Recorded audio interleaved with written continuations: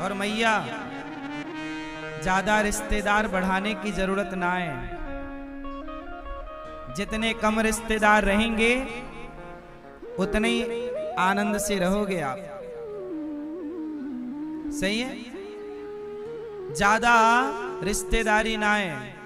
हमारे कन्हैया से हमारी है जाए, हमारी राधा रानी से हमारी है जाए, बस हमें और कुछ रिश्तेदारन की जरूरत ना है। कहो लाला, आपको जरूरत है? मैया आपको जरूरत है? हमें तो जरूरत ना है। राधा रानी श्याम सुंदर से है जाए रिश्तेदारी, फिर और कहूँ रिश्तेदारी की जरूरत। इसलिए बनाना ही नहीं है, चाहिए ही नहीं। यात्रा में जिसके पास जितना ज्यादा सामान होता है उसकी यात्रा उतनी दुखद होती है, और यात्रा में जिसके पास जितना कम सामान होता है उसकी यात्रा उतनी सुखद होती है। तो जिंदगी की यात्रा को सुखद बनाना है तो सामान कम भरो। ये संसार सामान ही तो है, इसलिए जगत में ज्यादा उलझोगे तो सुलझने में टाइम लगेगा, इसलिए उलझो ही मत। झाड़ी वाले हनुमान जी की कृपा है हम सब पर कि हनुमान जी हम सबको कथा की गंगा में डुबा रहे हैं। बोले झाड़ी वाले हनुमान जी की, आप सब ब्रजवासियन की, सब ब्रजवासियन को राम राम। जय श्री कृष्णा, जय श्रीमन नारायण, जय गौरी गोपाल, राधे राधे। कैसे हैं आप? आनंद, सदा आनंद से ही रहें। हमारे परम पूज्य मंदिर के महंत जी श्री राम रतन दास जी महाराज जी, आपके द्वारा ये तालियां सम्मान के लिए, स्वागत के सबका खूब। सभी भक्तजन, नौझील वाले भक्तजन, शेरगढ़ वाले भक्तजन और आसपास के सभी ग्रामवासी, क्षेत्रवासी, सबका खूब खूब स्वागत। सुनो, कल हम लोगों ने कथा में सुना कि राजा परीक्षित को 7 दिन में मरने का श्राप लग गया। क्या लग गया? 7 दिन में मरने का श्राप क्यों लगा? क्योंकि उन्होंने एक संत का अपमान कर दिया। संत का क्या किया? अपमान। और जो संत का अपमान कर देते हैं उनकी आयु घट जाती है। राजा परीक्षित जी ने क्या कर दिया? संत का, एक समीक नाम के ऋषि थे, उनके गले में मरा हुआ सांप डाल दिया। तब उनके पुत्र श्रृंगी ऋषि ने श्राप दे दिया, इति लंघित मर्यादम तक्षकः सप्तमे हनि। आज से 7वें दिन तक्षक आपको डसेगा और आपकी मृत्यु हो जाएगी। सवाल खड़ा हुआ कि परीक्षित जैसे धर्मात्मा राजा संत का अपमान क्यों कर रहे हैं? भाई सामान्य कोई मूर्ख आदमी संत का अपमान करे तो समझ में आता है, पर ज्ञानी समझदार वो भला संत का अपमान कैसे कर सकता है? तो सुनो, राजा परीक्षित ने संत का अपमान क्यों किया? अच्छा बताओ, संतों का अपमान करना चाहिए या नहीं करना चाहिए? करने से क्या होगा? पाप होगा। ठीक कह रहे हैं। आयुहीन भय सब तबहि, साधु अवज्ञा तुरत भवानी, कर कल्याण अखिल के हानि। साधु का रावण के यहां विभीषण का अपमान हुआ। रावण ने जैसे ही विभीषण को लात मारा, लिखा वहां गोस्वामी जी ने कि आयुहीन भय सब तबहि, आयुहीन भय सब मैया चुप रहो मेरी माँ। मैया ओ लाल पीली मैया सुन लो मेरी माँ, शोर ना करो मेरी मैया। जहां हो जगह कम पड़ गई, आप सबको खड़े होकर सुनना पड़ रहा है, लेकिन आप जहां हैं वहीं से सुने, शोर ना करें। कल सामने की तरफ थोड़ा और निवेदन करेंगे गुरु जी को कि सामने की तरफ थोड़ा जगह निकालें और वहां भक्तों को बैठने की व्यवस्था हो। आप सभी कार्यकर्ताओं से मेरी विनती है कि सामने थोड़ी सी जगह निकल सके तो निकालिएगा और सब भक्त बैठ सकें। अगल बगल भी थोड़ी व्यवस्थाएं हो सकें तो ये जो खड़े हैं अगल बगल वो बैठ जाएंगे, ठीक है। तो व्यवस्थाएं तो अब इतनी ही जगह है और व्यवस्थाएं भी बनानी है।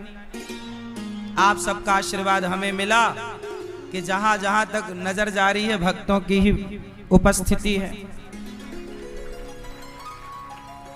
तो ये आपका आशीर्वाद दास को मिल रहा, आप ब्रजवासियों का आशीर्वाद दास को मिल रहा। मुझे तो लगता है कि आपका आशीर्वाद मिल रहा मतलब गोविंद की कृपा प्राप्त हो रही है। यही कृपा है ईश्वर की, और क्या। भगवान की कृपा तब तक नहीं होती जब तक भक्तों की कृपा। तो मुझे विश्वास है कि ब्रजवासियों की कृपा है जाएगी तो मेरे लाला की कृपा भी है जाएगी।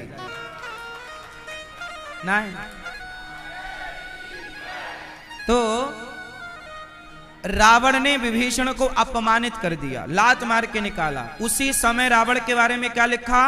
आयुहीन भय सब। उसी क्षण रावण की आयु नष्ट हो गई। माता पिता गुरु इनका अपमान करने से हमारी आयु घटती है और संतों को माता पिता को प्रणाम करने से आयुर्विद्या यशो बलम आयु बढ़ती। जब आप अपने माँ बाप को प्रणाम करते हैं, गुरु को प्रणाम करते हैं तो आपकी आयु बढ़ती है, और जब आप माता पिता गुरु संत का अपमान करते हैं तो आयु घटती है। उदाहरण रावण है। रावण नहीं, पूरी लंका वासियों की आयु खत्म हो गई एक विभीषण के अपमान से। क्यों जी, बात सही है कि गलत है? अच्छा एक बात बताओ, राम ने रावण को क्यों मारा? गलती क्या थी? राम ने रावण को क्यों मारा? रावण की गलती जो बताएगा वो भगवान की कृपा पाएगा। बताओ, राम ने रावण को क्यों मारा? अधर्मी था, बात ठीक है। किस अधर्म के कारण मारा? सीता मां का हरण किया, भैया लोग कह रहे हैं। सुनो, राम ने रावण को क्यों मारा? कुछ लोग कह रहे हैं सीता मां को चुराया तो मार दिया। ये उत्तर बिल्कुल गलत है। मैं इसे गलत सिद्ध कर रहा हूं, सुनिएगा। यदि सीता मां के अपहरण पर राम रावण को मारते तो जिस दिन रावण ने सीता मैया को चुराया उसी दिन मार सकते थे। क्यों भैया?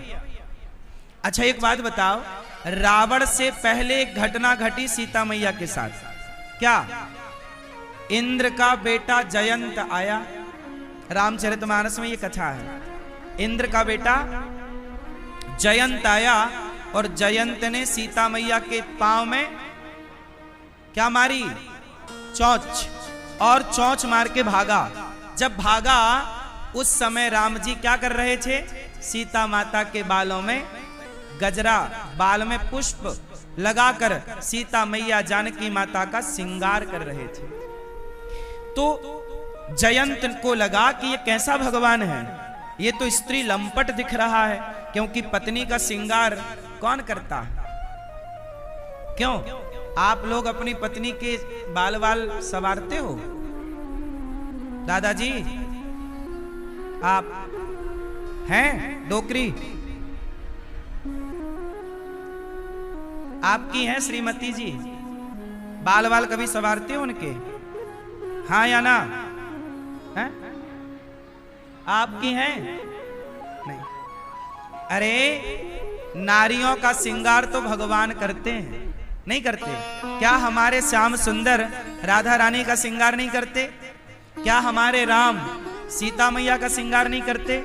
जब करते हैं तो कभी कभी आप भी अपनी पत्नी का श्रृंगार किया करो। ये गृहस्थ का आनंद है, ये गृहस्थ का आनंद है। पत्नी भी बेचारी खुश रहेगी कि हमारा डोकरा बहुत प्यार करता है। डोकरी भी खुश, डोकरा भी खुश, तो खुश ही रहना चाहिए। राम श्रृंगार कर रहे हैं, बालों में पुष्प लगा रहे हैं। जयंत को लगा कि यह भगवान नहीं हो सकता, ये कोई स्त्री लंपट है। अब भैया राम की परीक्षा लेने आया कौन? इंद्र का बेटा, बड़े बाप का बेटा है। आया, जब आया तो सीता मैया के पांव में उसने चोंच मारी और भागा। राम ने देखा कि खून आ रहा है, रक्त सीता मैया के पांव से। एक तिनका उठाया राम ने, तिनके का धनुष बनाया और दूसरा तिनका उठाया और तिनके का बाण बनाया और धनुष बाण ऐसे छोड़ दिया। ब्रह्मास्त्र बन गया वो बाण और त्रैलोक में घूमा। ब्रह्मा बचाओ, शिव बचाओ, इंद्र बचाओ, कोई उसे बचाने वाला त्रैलोक में ना मिला। जयंत दौड़ा दौड़ा, यहां भागे यहां भागे, अब तो लगा मर जाएगा। तब नारद जी मिल गए। क्या हुआ? क्षमा करो गुरुदेव, ये ब्रह्मास्त्र मेरे पीछे लगा है। किसने लगाया? राम ने। क्या अपराध किया? सीता मैया के पांव में जरा सी चोंच मार दी। तो नारद जी बोले अपराध सीता मां का है, तो जा, बिना देर लगाए। तुझे ब्रह्मा नहीं बचा सकते, तुझे शिव नहीं बचा सकते।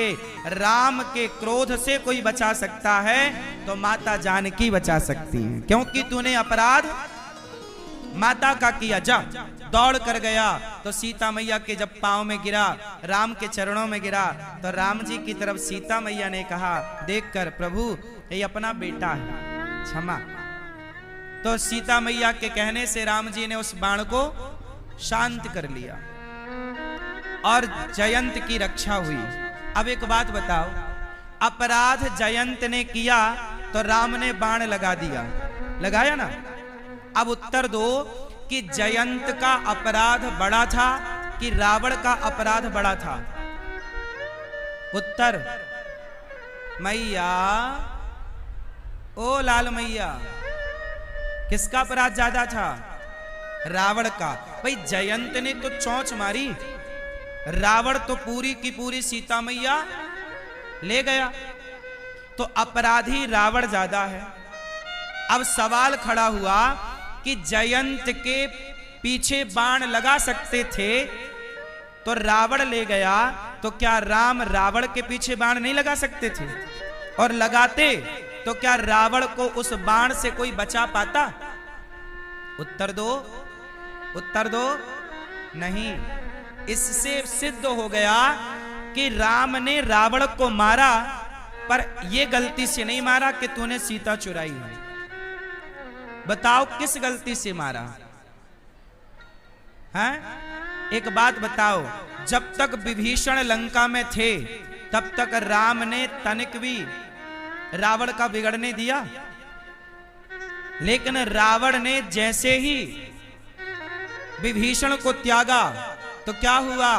जो संपत्ति शिव राव नहीं, दीन दिए दसमात, सोई संपत्ति विभीषण नहीं, सकुच दीन रघुनाथ। राम ने विभीषण को लंकापति बना दिया। क्यों?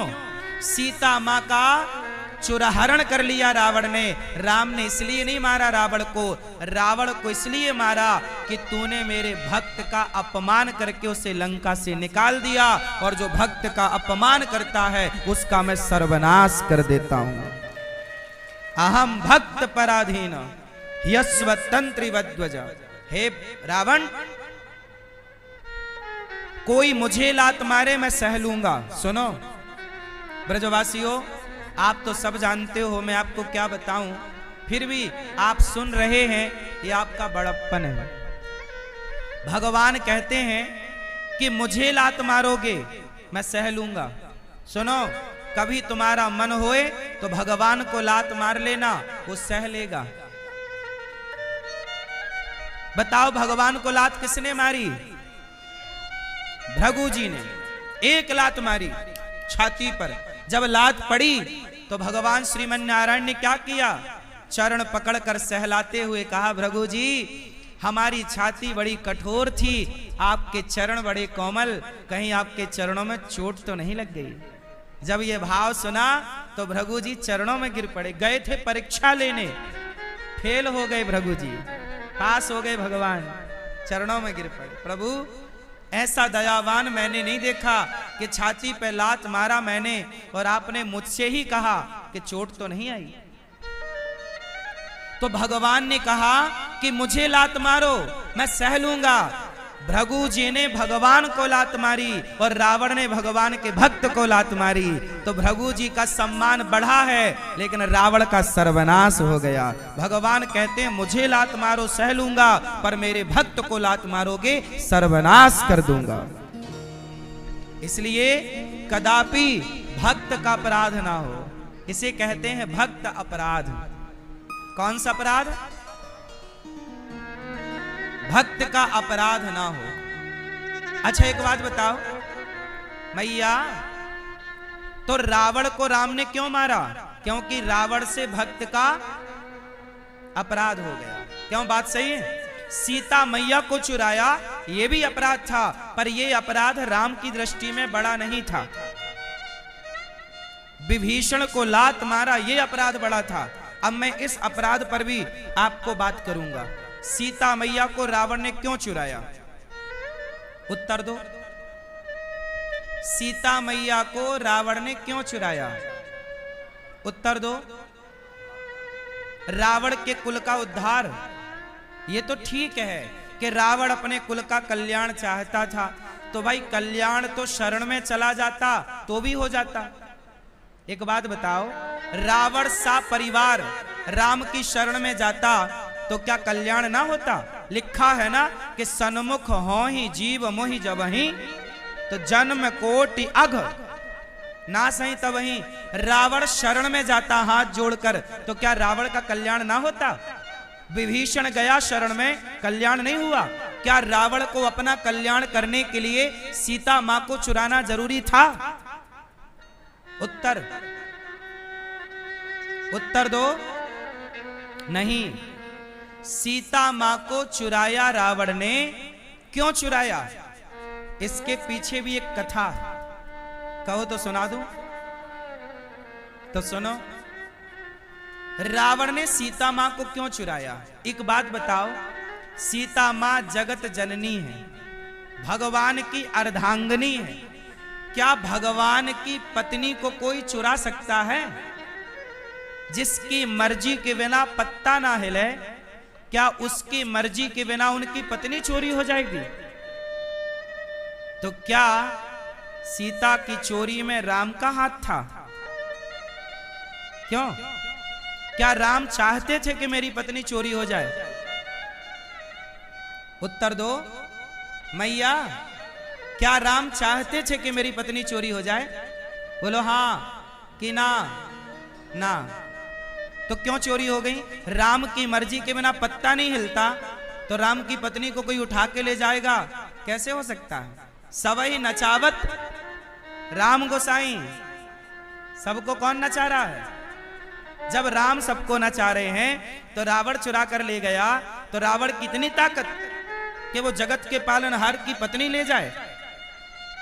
सीता मां को क्यों चुराया रावण ने? सुनो कथा। रावण ने सीता मां को इसलिए चुराया क्योंकि सीता माता से अपराध हो गया। जो अपराध रावण से हुआ भक्त का, वही अपराध सीता मैया से भी हो गया। बोलो हाँ कि ना? हाँ। सुनो, ये मैया मोबाइल कर लो पहले। कर रावण को फोन लगाई? नहीं। नहीं, मैंने पूछा ना रावण ने क्यों चुराया, हो सकता डायरेक्ट फोन, काहे चुराए बताओ, सवाल खड़ा है। सुनो, ये बात तब की है जब राम जी सोने के मृग के पीछे भाग रहे थे। मारीच आया, राम जी गए, मारीच ने छल से क्या बोला, हा लक्ष्मण, क्या पुकारा। जब बाण मारा भगवान ने, राम ने, तो क्या बोला मारीच ने, लक्ष्मण। जब लक्ष्मण पुकारा तो सीता मैया को लगा कि मेरे राम संकट में है। मेरे राम, बोलो, मेरे राम संकट में है, लक्ष्मण जाओ। मेरे राम, लक्ष्मण जी ने कहा माता, राम पर कभी कोई संकट आ नहीं सकता। सीता मैया बोली नहीं, राम पर संकट है, जाओ। लक्ष्मण जी बोले नहीं मां, संकट नहीं आ सकता। उस समय जब लक्ष्मण जी नहीं गए तो सीता मैया ने लक्ष्मण जी को जानते हो क्या क्या कहा, बड़े कठोर वचन कहे। इतना वचन कठोर कहा कि सीता मैया ने यह तक कह दिया कि लक्ष्मण तुम्हारी तो नियत खराब है। लिखा है वाल्मीकि रामायण में, तुम्हारी तो नियत खराब है। लक्ष्मण जी रो पड़े, चूंकि माता है पलट कर कह नहीं सकते, कुछ सफाई दे नहीं सकते। लक्ष्मण जी ने रेखा खींची, लक्ष्मण रेखा, कहा माता मेरा मन नहीं है आपको छोड़कर जाने का, क्योंकि ये जंगल राक्षसों से भरा है, आप पर संकट आ जाएगा माता, पर आपने मुझे कहा मैं जा रहा हूं मां, पर ये रेखा को पार मत करना। लक्ष्मण जी गए, और जब गए तो क्या हुआ, रावण आया, सीता मैया को ले गया। अब बताओ सीता मां से कौन सा अपराध हुआ। सीता मां ने लक्ष्मण जैसे भक्त का अपमान कर दिया। सीता मैया से गलती हो गई, भक्त का अपराध हो गया। क्या हो गया, भक्त का।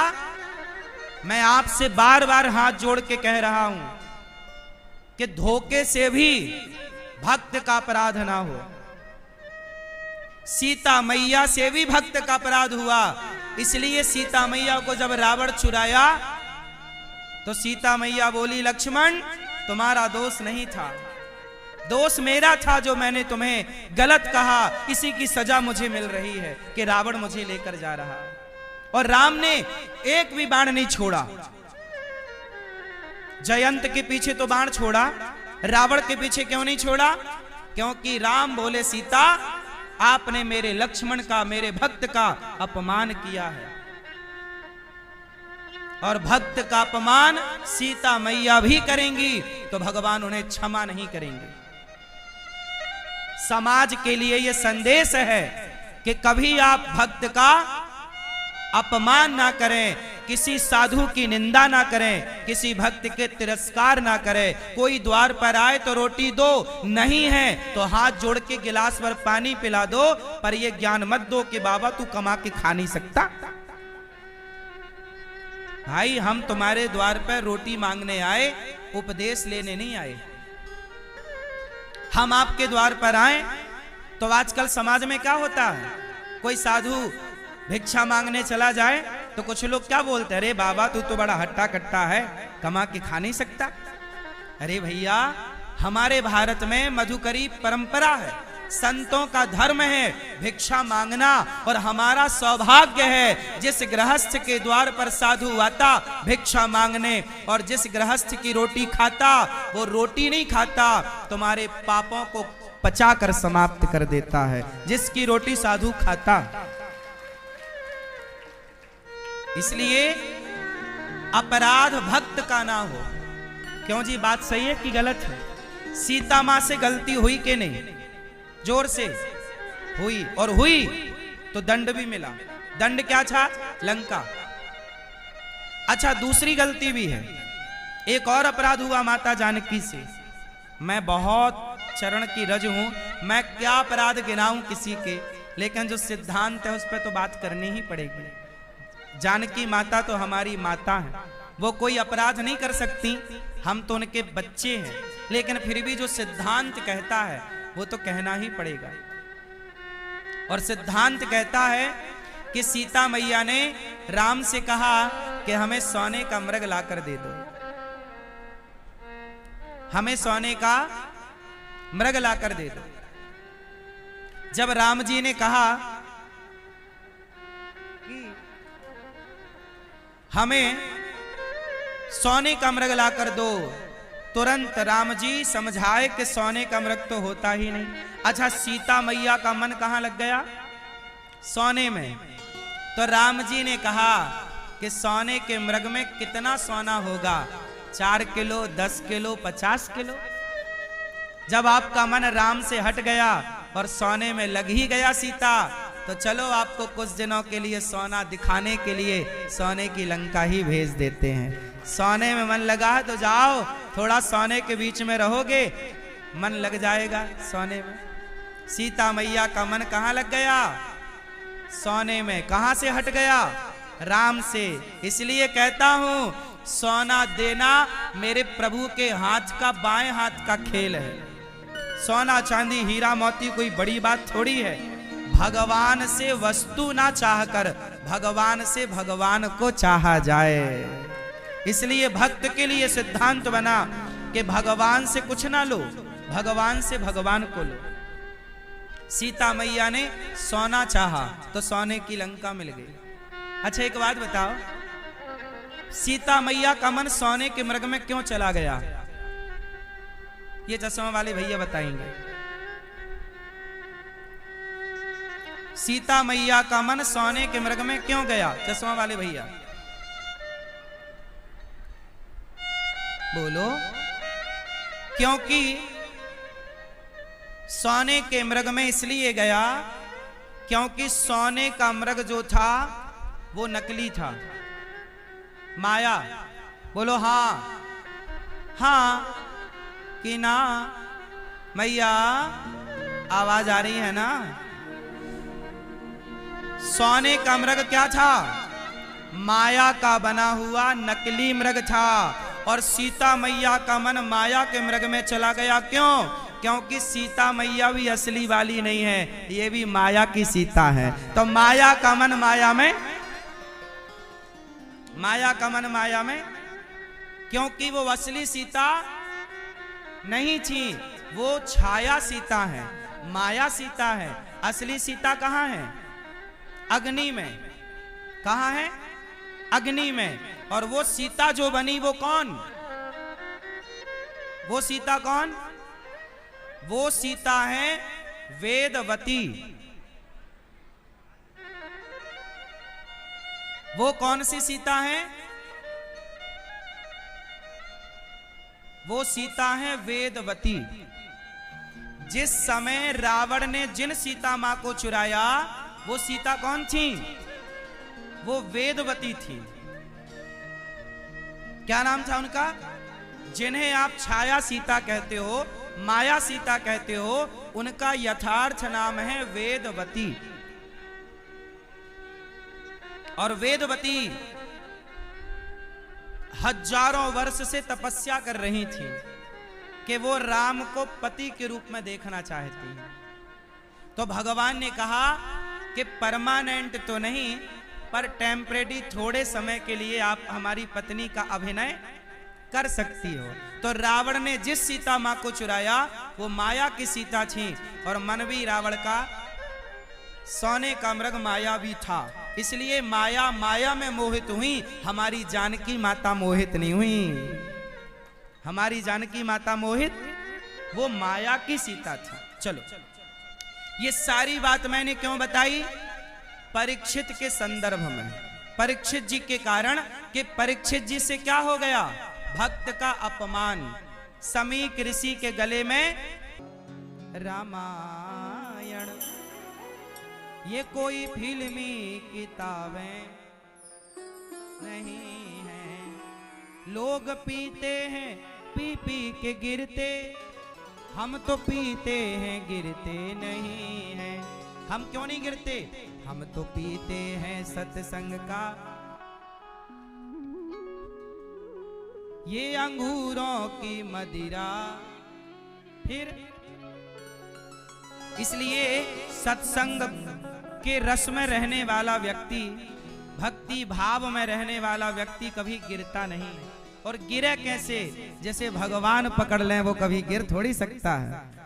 और सत्संग पे चलने वाले को तो ठाकुर ही पकड़ता है, भगवान ही पकड़ते हैं। अच्छा, राजा परीक्षित ने कलयुग को रहने का पहला कमरा बनवाया, जुआ, शराब। तो आप शराब नहीं पीते? स्त्रियां, स्त्रियां जानते हो? स्त्री, कौन सी स्त्री? पर स्त्री। कौन स्त्री? पर स्त्री।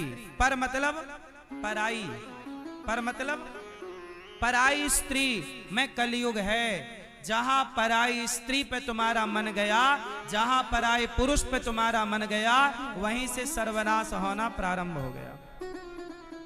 रावण सीता मैया को ना चुराता, सर्वनाश होता? बिल्कुल नहीं होता। तो रावण जैसों का सर्वनाश हो गया, लंका पति का सर्वनाश हो गया पराई स्त्री के चक्कर में। तो तेरा क्या होगा रे कालिया? जब नारी के चक्कर में रावण की नैया डूब गई, तो क्यों? इतिहास सबसे बड़ा गुरु है। इतिहास से जो नहीं सीखता उसका नाश हो जाता। दुर्योधन भरी सभा में नारी के कपड़े उतारकर अपमान किया, सर्वनाश हुआ। नारी का अपमान करोगे, नारी के साथ खिलवाड़ करोगे, सर्वनाश होगा। इसलिए बच के रहना रे बाबा। पर नारी पैनी छुरी, पर नारी पैनी छुरी, तीन तरफ से खाए, धन हरे, यौवन हरे और घोर नरक ले जाए। पराई नारी से जो बच गया उसका कल्याण निश्चित है, और जो पराई नारी में उलझ गया उसकी दुर्गति निश्चित है। इसलिए कलयुग रहता है कहां मैया? पराई स्त्री में। और स्त्रियों के लिए पर पुरुष, यहां भी कलयुग है। पर स्त्री, पर पुरुष। स्त्रियां भी पराये पुरुष के पास ना जाएं। आजकल बड़ा चल रहा है, अपने पति को ड्रम में पैक किया, दूसरे के संग रंग रलियां मना रही है। बोलो हाँ। फिर ऐसे में नाश होगा, हो ही गया उसका। इसलिए नारियां भी सावधान रहें। आप केवल अपने पति को देखो और किसी को नहीं। तो अब कहो कि महाराज क्या आंखों में पट्टी बांध लें और किसी को ना देखें? देखना बुरा नहीं है, ताकना बुरा है। देखो भालो तको मत, बोलो चालो बको मत, खाओ पियो छको मत, चलो फिरो थको मत। देखना बुरा नहीं है, क्या बुरा है? ताकना। और आज के लड़के क्या गाते हैं? ताकते रहते तुझको सांझ सवेरे। आजकल तो ताकते ही रहते, ताकना गलत है। इसलिए पराई नारी पराई पुरुष से बचने का, वरना सूपनखा की क्या कट गई? हाँ, नाक कट जाएगी यदि तुम पराई पुरुष के चक्कर में गई तो। क्यों जी? सावधान दोनों को रहना पड़ेगा। आजकल पुरुष कम भाग रहे,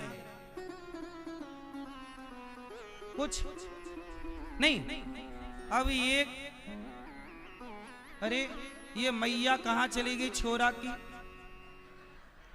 गुम है गई, देखो मैया कहां तुम्हारा छोरा, तुम कहां हो? छोरा को कछु भर कहीं ना पड़े, मैया को पतो ही ना है।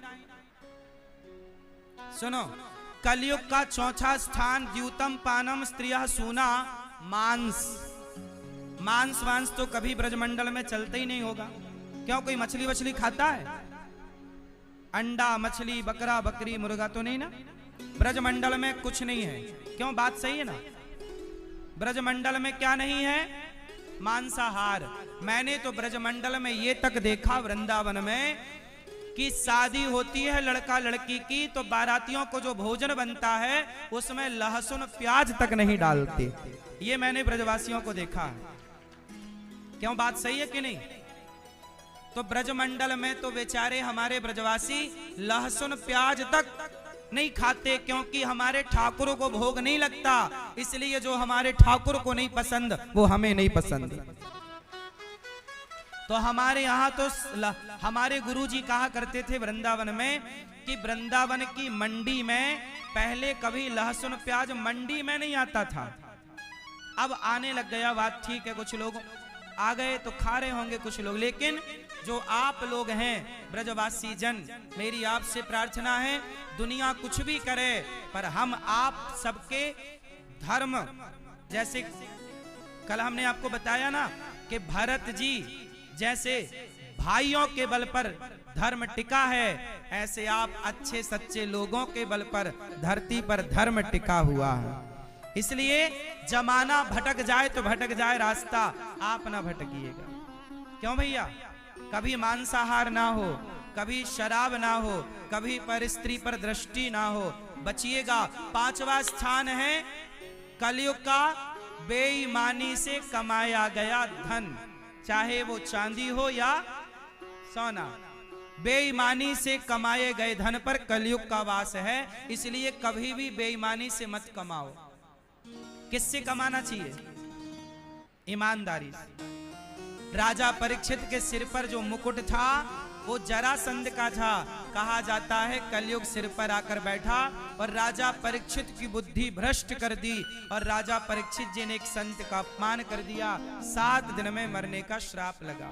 परीक्षित जी ने कहा सुखदेव जी से, अतः प्रच्छामि संसिद्धिम योगिनां परमं गुरुं पुरुषस्येह यत्कार्यं म्रियमाणस्य सर्वथा। हे प्रभु, जिसे 7 दिन में मरना हो वो क्या करे? सुखदेव जी ने कहा, वरीयाने सते प्रश्न क्रतो लोके हितं नृप आत्मवित् सम्मतः पुंसां श्रोतव्या दिशु यः परः। आपने बड़ा ही उत्तम प्रश्न किया है राजन। मैं बताता हूं कि जिसे 7 दिन में मरना हो वो क्या करे। क्या करे? निद्रया ह्रियते नक्तम व्यवायेन च वावयः दिवाचार्थे हया राजन कुटुंब भरणेन वा। अच्छा ये बताओ कितना सोना चाहिए भैया मैया? कितनी नींद लेनी चाहिए? कितना सोना चाहिए? बोलो कितना सो? उठ जाग मुसाफिर भोर भई, अब रैन कहां तू सोवत है। जो सोवत है वो और जो जागत है वो। अच्छा ये बताओ आप लोग अभी सो रहे हो कि जाग रहे हो? क्यों भैया मोबाइल वाले, आप सो रहे हो कि जाग रहे हो? चलो बताओ जागना किसे कहते हैं और सोना किसे कहते हैं? दादाजी बताओ कौन सो रहा है कौन जाग रहा है? आप जाग रहे हैं कि सो रहे हैं? जाग रहे हैं। तो बताओ जागना किसे कहते हैं?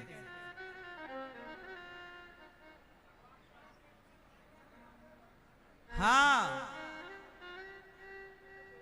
भगवान शंकर कह रहे हैं कि जो भोग विलास में संसार में उलझे हुए हैं वो सब सो रहे हैं, और जो भगवान में लग गए वो जागे हुए हैं। जागा कौन? हरि तज विषय हो ही अनुरागी। जो हरि को तज चुके हैं, भगवान को भूल चुके हैं और माया में भोग विलास में उलझ गए, ये सब सो गए। जानिए तब ही जीव जब जागा, जब सारे विषयों से मन हट जाए और मन में परम वैराग्य जाग जाए, भगवान को पाने की इच्छा मन में जाग जाए, तब समझो कि जाग गए। अभी भी आपका मन संसार में लगा है, मतलब आप अभी भी सो रहे। जब आपका पूर्ण मन श्री राधा रानी के चरणों में, श्याम सुंदर के चरणों में लग जाए और जब उनकी याद में आंसू गिरने लग जाए, तब समझ लेना कि आप कुछ कुछ जाग रहे हैं।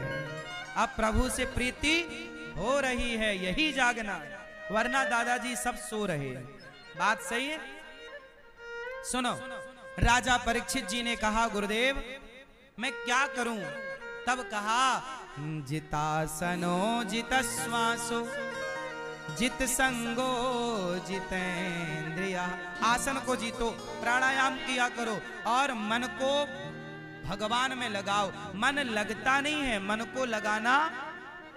हाँ, और सुनो, ये सुखदेव जी कह रहे हैं राजा परीक्षित जी को, ये हम नहीं कह रहे। राजा परीक्षित जी ने कहा कि 7 दिन में मुझे मरना है, मैं क्या करूं? सुखदेव जी कहते हैं, तस्मात् भारत सर्वात्मा भगवान ईश्वरो हरि श्रोतव्य कीर्तितव्यश्च स्मर्तव्यश्चेच्छता भयम्। सुनो, तस्मात् भारत सर्वात्मा भगवान ईश्वरो हरि। अच्छा, सब में किसे देखना चाहिए? बोलो क्यों मैया? सब में कौन? भगवान। सही बताओ, आप देख पाती हो सब में भगवान? देखती हो कि नहीं? आपको सब में भगवान दिखते हैं कि नहीं? पूछ रहे हैं हम आपसे,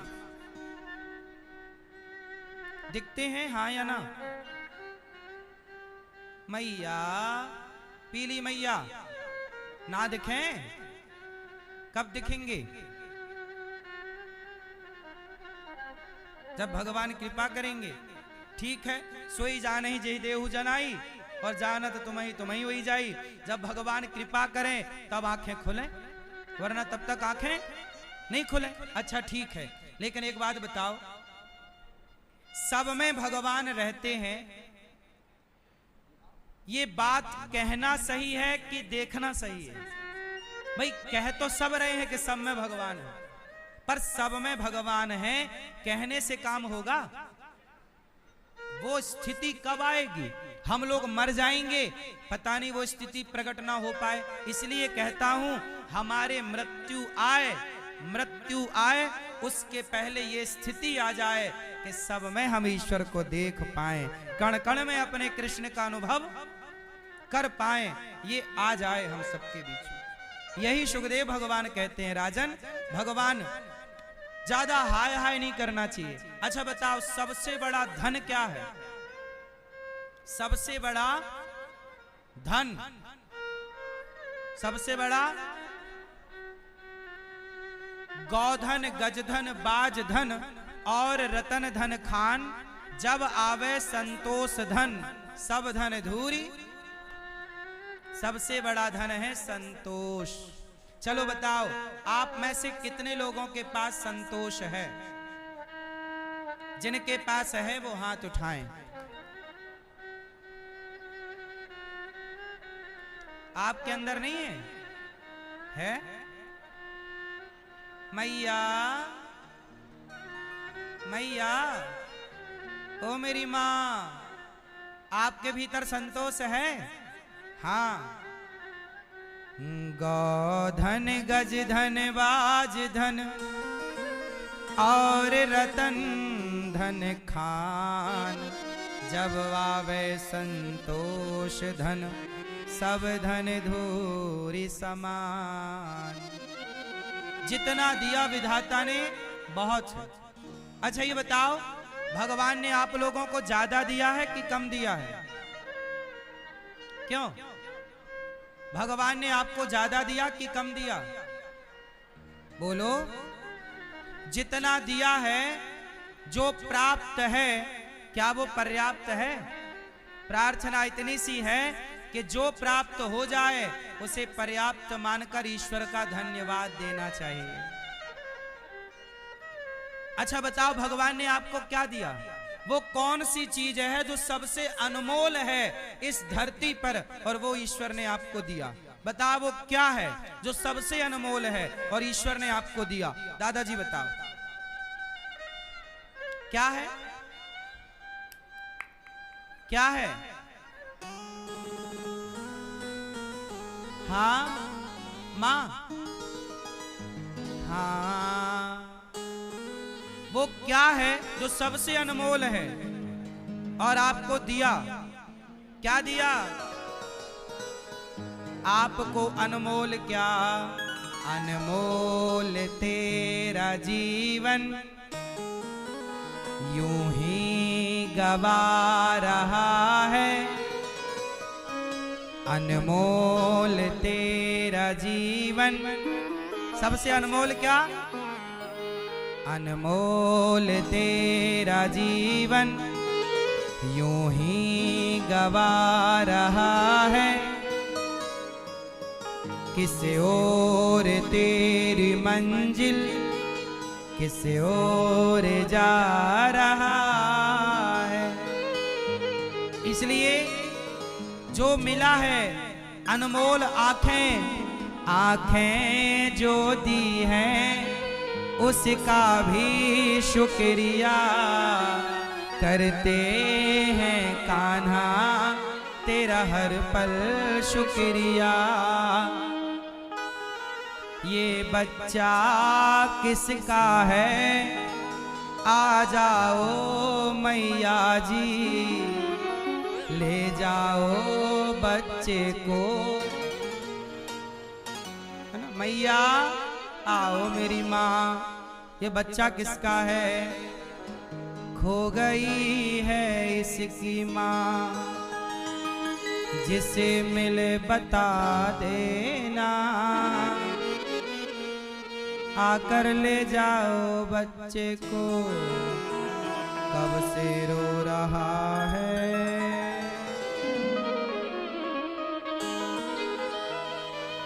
आंखें जो दी हैं उसका भी शुक्रिया, वाणी जो दी है उसका भी शुक्रिया।